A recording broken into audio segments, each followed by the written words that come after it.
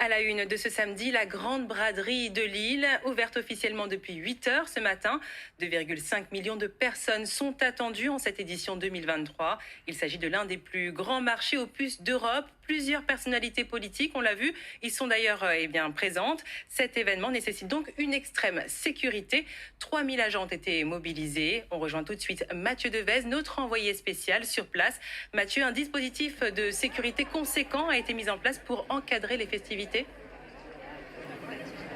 Tout à fait, avec plus de 2 millions de visiteurs attendus, 8000 exposants et pas moins de 100 km, 100 km de rues dédiées aux bonnes affaires. Et bien la braderie de Lille, c'est tout simplement un immense défi logistique et sécuritaire. Pas moins de 3000 agents de l'État sont mobilisés jusqu'à demain, des policiers, des gendarmes, mais aussi des militaires et des douaniers. Il faut également savoir que 17 postes de secours sont mobilisés dans l'ensemble du centre-ville.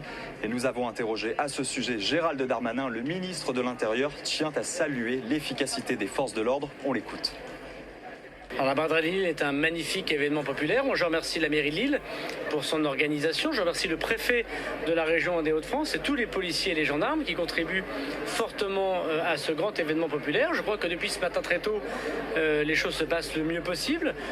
Très peu d'actes de délinquance, des personnes qui sont interpellées lorsqu'ils en font. Évidemment pas d'actes de terrorisme au moment où la France évidemment est menacée.